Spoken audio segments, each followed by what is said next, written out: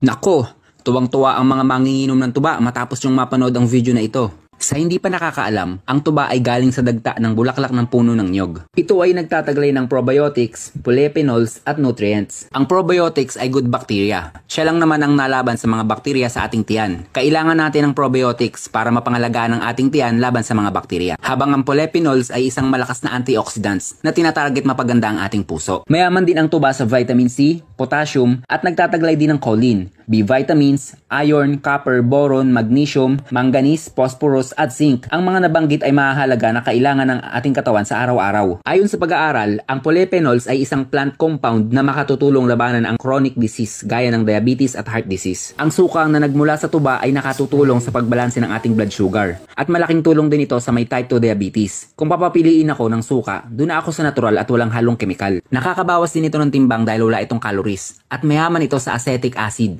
Ito yung compound na nakakabawas sa pagkaramdam ng gutom. Bagay ito sa mga taong nagda-diet. Sabi pa ng mga pag-aaral ng eksperto sa kalusugan, ang pag-inom ng 2 kutsarang suka mula sa tuba ay nakasusunog ng ating taba sa tiyan. At nababalanse niya rin ang blood triglycerides level, mga bagay na nagdudulot ng sakit sa ating puso. Huwag ka lang papasobra sa pag-inom ng tuba dahil maaari mo itong ikapahamak pag nagalit ang asawa.